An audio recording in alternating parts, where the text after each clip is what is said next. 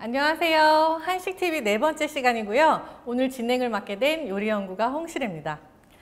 요즘 현대인들은 워낙 바쁘고 스트레스가 많아서인지 나한테 맞는 음식, 그리고 약보다는 음식으로 마음을 다스린다 하는 것이 좀 트렌드예요. 그래서 오늘은 몸과 마음을 치유하는 한식이라는 주제로 특별한 분을 모셨습니다.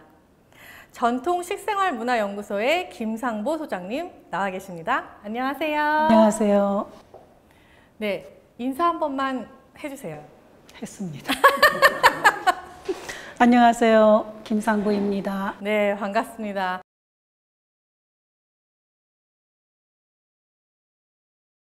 제가 사실 책으로 먼저 소장님을 만났어요. 그 책 내용이 굉장히 인상적이기도 하면서 가장 한식의 근간에 가까운 되게 근본적인 이야기잖아요. 몸과 마음을 치유하는 한식. 그 이야기를 조금 듣고 싶어서 오늘 모셨는데요. 책 내용을 조금 소개를 해주시겠어요? 식탁 위의 동의보감은 자연적인 치유법. 그러니까 이제 우리 한식은 자연적으로 우리 몸을 치유한다는 것에 이제 핵심이 있습니다. 그래서 자연적인 치유법의 일환으로 음식을 약선으로 만들어서 건강한 삶을 유지하는 먹거리를 제공하자는데 하나의 큰 의미가 있습니다. 건강한 삶을 위한 먹거리. 그렇죠. 저희가 사실 늘 먹어야지 살기 때문에 뭔가를 먹고 있는데 그게 과연 건강할까? 이거에 대한 질문은 스스로에게 잘 하지 않아요. 너무 바빠서 먹는데 급급한 거죠. 근데 이 책의 내용들은 사실 모든 먹는 것들이 건강과 연결되어 있다. 이런 내용인 거죠. 우선 그 동의보감 하면은 허준 선생님을 딱 떠올리시잖아요. 네. 저는 동의보감 그러면 허준, 그리고 사실 제 세대는 드라마 허준. 그런데 그 허준 선생님이 이제 광해군 때 이제 그거를 출판하셨습니다만 그 책이 나오게 된 배경에는 거의 5,000년의 양생학의 그 기초가 깔려 있었던 거죠. 그러니까 허준 선생님이 광해군 시절에 책은 내셨습니다만 그것이 조선 왕조 시대의 양생학이라기보다는 중국이라든가 동북아시아 일대에서 5,000년 동안 내려온 그러한 양생의 내용을 아주 광대하게 기록한 연구서라고 볼 수가 있습니다. 근데 사실 동의보감은 어떻게 보면 의학서적인 거잖아요. 근데 이게 음식하고 어떻게 연결이 되는 걸까요? 음식이든 약이든 어쨌든 동의보감의 기본은 옛날부터 내려왔던 음양철학, 음양철학을 가장 체계화한 책이 주역입니다만 그러한 그 음양철학의 기본으로 해서 인간을 소우주로 두는 겁니다. 그래서 그러한 인간의 몸 자체도 음양과 밀접한 관계가 있고 그렇게 이제 음양하면 이제 우리가 오행도 생각하잖아요. 그래서 음양 오행적 입장에서 우리가 어떻게 음식을 먹고 질병이 났을 때 어떠한 약을 어떻게 먹어야 되는가 이거를 설명한 책입니다. 우리가 사실 어느 식당에 가든지 간에 약간 그 동의보감에 나온 양고기의 효능, 동의보감에 나온 뭐 이런 뿌리의 효능 이런 것들이 항상 붙어 있어요. 근데 이 효능들이 사실 다 동의보감에 나와 있는 건 맞잖아요. 그리고 우리가 그걸 받아들일 때는 이 음식을 먹고 이렇게 치유의 능력을 가질 수 있구나 하고 받아들이는 게 식치라는 거죠. 식치가 또 소장님이 쓰신 책에 나오는 약선하고 또 어떻게 연결이 되는 걸까요? 그러니까는 이제 우리가 그 늙지 않고 오랫동안 건강하게 사는 것이 가장 중요하잖아요. 네. 그러니까 그건 이제 우리가 불로장수가 인간의 엄청난 꿈이죠. 네. 근데 그러기 위해서는 지극히 아주 자연적인 치유법을 강조한 거죠. 그래서 식치라고 하는 것은 음식으로 몸을 다스린다가 되는 겁니다. 그 다음에 약선이라고 하는 것은 그렇게 음식으로 몸을 다스리기 위해서 음식을 약으로 만든다 이런 개념이죠. 건강한 사람은 항상 기운이 평합니다. 네, 평하다고 하는 것은 차지도 않고 덥지도 않는 중간의 기운을 갖고 있을 때를 우리가 평하다고 얘기하는데 그러면 요즘 말로 하면 약간 밸런스가 잘 맞는 건가요? 균형하고는 조금 다른 개념인데요. 그래요? 어쨌든 네, 춥지도 않고 덥지도 않는 중간적인 그러한 기를 갖고 있을 때 인간은 가장 건강하다. 그래서 이제 우리가 그걸 평기를 유지한다. 선생님이나 저나 오늘 이렇게 건강하게 얘기할 수 있는 것은 제 기가 평하기 때문이죠. 아, 제 기도 평하기 때문에 지금 오늘 이렇게 대화가 이어가지는군요. 그런데 이 기에 균형에 어떤 발작이 생기거나 깨졌을 때, 다시 말하면 한 추위로 기울어지거나 또는 뜨거운 곳으로 기울어졌을 때 병이 난다고 보는 거죠. 그래서 이제 우리가 음식에서의 평한 기를 유지하는 것은 외인적 요인은 우리가 어쩔 수가 없고 내인적 요인, 즉 음식으로 어떤 것을 먹어서 내 몸의 기를 평하게 해야 된다는 거죠. 그러면 약선이라고 하는 건 뭐냐면은 어떤 것은 열성이고 어떤 것은 온성이고 어떤 것은 냉성이고 어떤 것은 한성인 거죠. 그런데 그렇게 온, 열, 냉, 한성의 이러한 먹거리들은 자연의 기운을 받아서 그러한 먹거리의 독특한 성질이 형성된다고 보는 거예요. 그래서 그렇게 독특한 그 형성된 먹거리가 또 이제 어떠한 면에서 또 보냐면은 이를테면 봄에 먹는 먹거리는 온한 건데 그거는 뭐 신맛이라든가 또는 여름에는 쓴맛이라든가 또는 가을에는 매운맛이라든가 겨울에는 짠맛의 이러한 식품으로 구성된다고 보는 거죠. 그러니까 지극히 아주 자연 철학에 입각해서 그걸 본 거죠.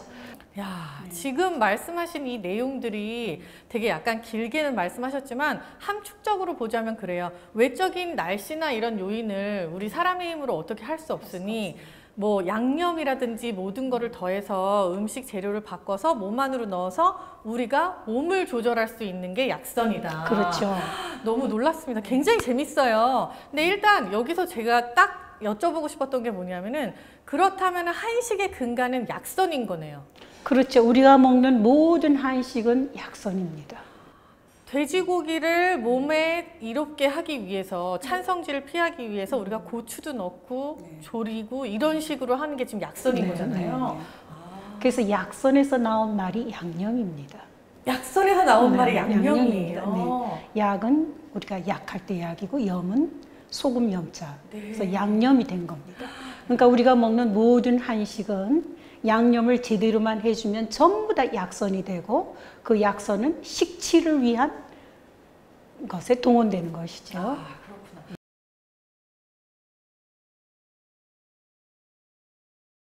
뭐 현대인들이 스트레스나 우울이나 뭐 이런 걸로 많이 시달리는데 이런 것들에 적절하게 양념을 붙여서 먹을 수 있는 그런 음식이 있을까요? 키르케고르가 얘기한 대로 현대인의 가장 큰 병은 불안이라고 하지 않았습니까? 이미 우울증, 불안하고 초조하고 우울증이 왔다고 하는 건 질병이에요. 그거는 우리가 음식을 평하게 만드는 거하고는 또 관계가 없습니다. 그렇다면 약간 스트레스 해소를 위한 그 음식도 동의보감에는 나와 있습니다. 그래요? 네네. 동의보감에 스트레스라는 단어가 나옵니까? 스트레스라는 단어는 없지만 그러한 불안을 해결할 수 있는 이런 몇 가지 음식이 또 제시되어 있고. 뭔가요, 그게? 그게 이제 뭐가 되냐면은 인삼도 중요한 거 하나가 되고, 우리 그 연밥이라고 아시죠? 네, 연밥. 너무 맛있어요. 네, 연밥 가지고 이제 요리하는 것도 굉장히 중요한 불안 해소에 동원되는 음식이죠. 되게 좋네요. 이렇게 구체적으로 약간 내가 스트레스에 시달린다라고 생각이 들면은 인삼차를 마신다거나 아니면은 약간 연잎밥 같은 거 이런 거를 해서 조금 차분하게 가라앉히는 그런 기를 받는 게 평하다. 아니요, 평하다하고는 또 상관없어요. 네, 그거는 이제 어렵네요. 마음의 이제 불안, 그건 이제 질병의, 그러니까 정신의 불안 쪽이니까 우리가 평하다고 하는 것은 아까 말씀드렸다시피 한성, 냉성, 온성, 열성으로 기울어지지 않은 어떤 상태, 건강한 상태, 몸이 건강한 상태. 저는 그리고 개인적으로 제가 지금 이제 40대 중반이에요. 근데 점점점 이렇게 주름도 생기고 피부도 처지고 이렇습니다. 근데 사실 모든 여성들의 꿈이긴 하지만 피부 노화를 방지할 수 있는 이런 약선 음식도 있을 것 같아요. 그거는 이제 대표적인 과일이 곶감입니다. 곶감이요? 말린 감이요? 아, 왜 생감이 아니고 왜 곶감이에요? 곶감입니다. 곶감을 이제 말리면 거기에서 하얀 분이 생기지 네. 않습니까? 그게 이제 약이 되는 겁니다. 그래서 그 곶감을 장기간 먹어줬을 때 기미도 없어지고 얼굴도 밝아지고 뭐 그거는 이제 여성 얼굴만 좋아지는 것이 아니라 우리가 이제 위장도 좋아지는데 어쨌든 허준 선생님이 제시한 것이 바로 곶감입니다. 아, 그러면은 피부 노화 방지의 비결은 곶감이랍니다, 여러분. 네, 오늘부터 곶감 지금 집에 들어가면서 바로 사야 돼요. 그렇다고 해서 많이 드시면 안 됩니다. 아, 그래요 또? 네네. 저 매일매일 10개씩 먹으려고 하는데. 아니요, 그렇지 않습니다. 안 돼요? 네, 절대로. 제가 그러면은 이쯤에서 좀 개인적이긴 하지만 하나 더 여쭤보고 싶은 게 네. 제가 아들이 둘 있습니다. 근데 이 아들이 둘 다 항상 목감기를 달고 살고 약간 이렇게 좀 면역력이 좀 떨어진 것 같아요. 근데 굉장히 잘 먹이는데도 불구하고 그렇거든요. 근데 면역력에 작용을 잘 하는 그런 약산 음식도 있죠. 좌우지당한 면역력은요, 선생님, 우리가 그 뭐든지 골고루 먹여야 되지 않겠습니까? 네, 맞아요. 애들이 편식을 엄청 해요. 네, 뭐든지. 네, 그게 첫 번째가 되겠고. 그래서 특별히 뭔가 아까 먹는 게 말씀드린 인삼도 면역력하고 또 중요한 관계가 있죠. 네, 인삼, 홍삼, 그쵸? 네, 그렇죠. 이런 것들. 그리고 뭐 꾸준히 먹으면 좋다고 하는 무슨 도라지 청이라든지. 그것도 좋습니다. 도라지도 네, 도라지도 폐에 아주 좋기 때문에. 그건 제가 드린 말씀이 아니라 동의보감이 있는 겁니다. 지금 다 동의보감에 의거해서 말씀을 해주고 계세요. 네, 그래서 네. 아, 이렇게 그럼 제가 오늘 스트레스 조절 능력이라든지 아니면 피부 미용, 면역력 이런 것들을 다 여쭤봤어요. 근데 사실 굉장히 많은 시청자분들의 질문도 있을 테지만 그것들은 나중에 책을 통해서 또 이렇게 알아가시면 된다고 합니다. 맞죠? 아, 오늘 이렇게 나와주셔서 너무 감사하고요. 사실 오늘 정말 좋은 말씀 많이 해주셨지만 특별히 꼭 요즘 사람들 이거는 알고 먹어라 하는 게 있으면 한마디 좀 부탁드릴게요. 글쎄 요즘에 비닐하우스 재배가 많잖아요. 그래서 우리가 여름에 아주 삼복더위에 수박을 먹잖아요. 수박은 굉장히 몸을 차게 하는 거거든요. 그러니까 바깥 기온이 뜨거울 때는 수박을 먹으면은 외인적 요인이 되니까 내 몸이 뜨거운 기운이 펴게지겠죠. 네. 그런데 이 수박을 겨울에 비닐하우스에서 재배해가지고 겨울에 추워 죽겠는데 먹는다고 하는 것은 이거는 병이 나라고 기원하는 거하고 똑같습니다. 그러니까 예를 들면 수박도 그렇고 참외도 그렇고 딸기도 그렇고 이거는 겨울 음식이 아니거든요.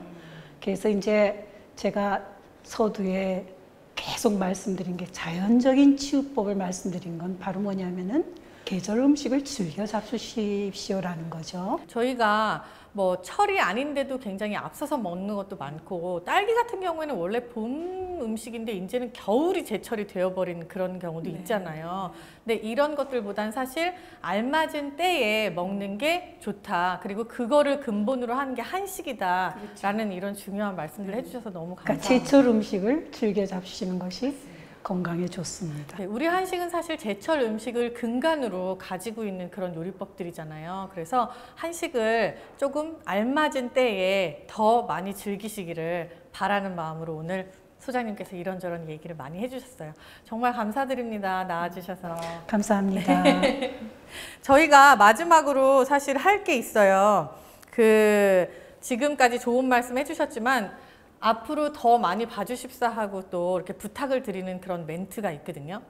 좋아요, 구독 한 번만 해주세요. 어떻게 해야 되는지 모르겠어요. 네. 부탁해요. 좋아요, 구독 꼭 눌러주세요. 네, 지금까지 전통식생활연구소의 김상보 소장님이셨습니다. 감사합니다. 감사합니다.